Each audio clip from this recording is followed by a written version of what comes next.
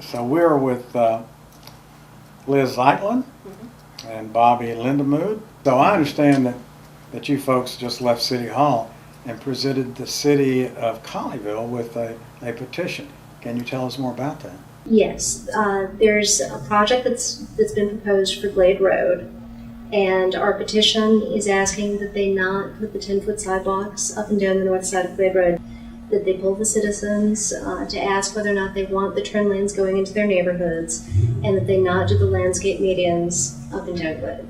It's usually presented to the city council, but we thought that it would be best to go ahead and turn it in straight to the city so that they'd have time to look at it before the city council meeting. We don't want to hide anything. We just want to have it out front and that the city would already have it in their hands. I understand that the petition that you all have filed is not to stop improvements to Glade Road per se. When you talk about improvement on Glade Road, what would be acceptable to you, Bobby? Well, what we would want them to do is do a full depth reclamation. You can go in, pull the asphalt out, subcompact the dirt underneath, use lime stabilization and recover the existing street that's already there. We don't need to have a big 50-foot street out there just so that we can appease the city.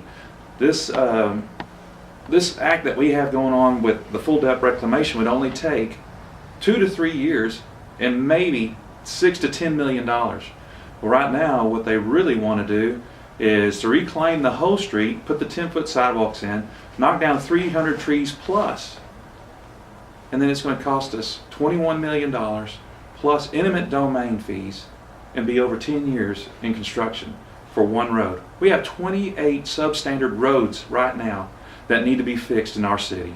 But we're going to... Liz, it was my understanding that after there was a special meeting held of council where allegedly no citizens could speak, but I happened to be there and I did see both you and Bobby speak that evening.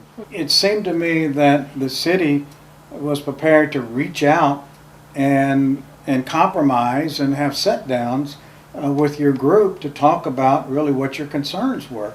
Can you tell me what happened to that? We did have some meetings with the city earlier this summer with the mayor and individual council members earlier this summer to try and work out a compromise.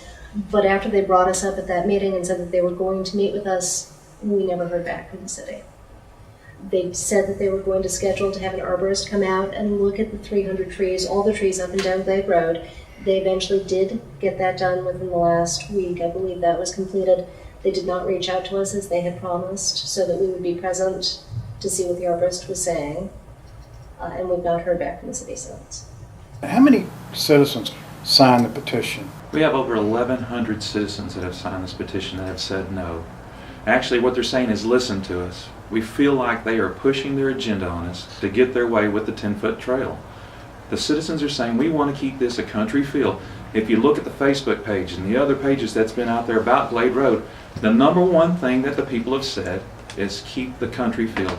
But the Colleyville City folks have decided, hey, we're not going to listen to you guys. So that's what caused us to start this petition. We have over 1,100 people that have said no. There's disarray even in the city council on exactly what to do along with the citizens. If you'll remember that night, nothing was passed because they don't have a good solid foothold in what's going on. They're going on hypotheticals.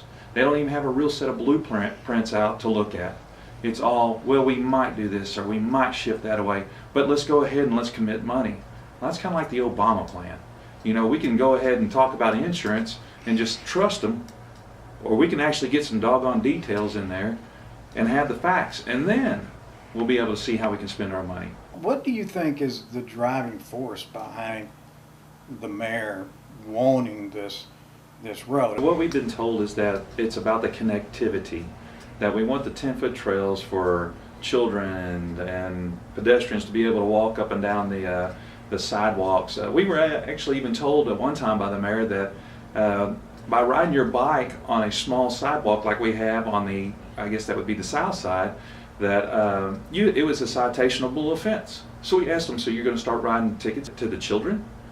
It's about the mayor's agenda for connectivity, regardless of what the citizens want, regardless of the eminent domain, regardless of the 10 years, $21 million plus that it's going to cost. He has his agenda and he is sticking to it. When we went and spent 2 hours with him discussing this, as he proclaims that he never had, we spent 2 hours with him trying to compromise to keep Glade Road unique to our city. And he was not willing to budge one bit. There really wasn't a lot of, not that I recall, a lot of public discussions from the council chambers about the Glade Road project until really you all sort of stepped up. I mean, what was your first indications that something of this nature was in the works? At the very first workshop that we ever had, they handed out a pamphlet for people to fill out. What would you like to see done to Glade Road? Would you like 4 lanes? Would you like turn lanes? Would you like medians in the middle, trails? But not once on any spot of that place was there a leave it alone. And we knew we were in trouble right off the bat because they already had an agenda. I stood up and I asked, where is that on this card, this information card? And they said, just write it in. Well, nobody outside of the workshop knew to write it in. And so they ran with that. But if you'll actually look at the survey that they took, fixing Glade Road to where it's wide with 10-foot trails is number 3 from the bottom. It's not on the top of anybody's agenda list. And the mayor and the city council is missing that the citizens are saying, leave it alone, leave it unique. We're asking for the support to continue.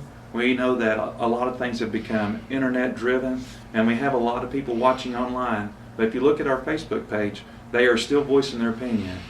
We know that the city is watching it also just as well, and they are getting all the feedback too. Let me make something specific. Out of all the times that we have fought on the Glade Road project, that we've had the opportunity to talk about at the city council chambers, not once have I seen one person get up and say that it was a great idea. Out of all the times. And I'll say this also, I think it's kind of a travesty for such a big issue to be among the people to not allow us to voice our opinion about it. Why are you suppressing us? Are you scared that we may have something that's better than your details? You don't want to compromise with us. You're just saying that and locking us down so that you don't have to hear our opinions. You want it your way, and we, the citizens, are tired of it. We've had enough. There's something else that really bothers me is that the mayor went out of his way to tell Liz and I that if we stop this progress, he was going to go out and tell the citizens that it was our fault that Glade Road was not going to get fixed. He was not going to fix Glade Road if we turn in the petition. Not one stitch of it, not repair the asphalt or anything, and to direct them to our houses as to who stopped Glade Road. I find that a travesty from the mayor. Well, folks, that's it with Bobby and Liz. The next council meeting is projected to be October the 21st.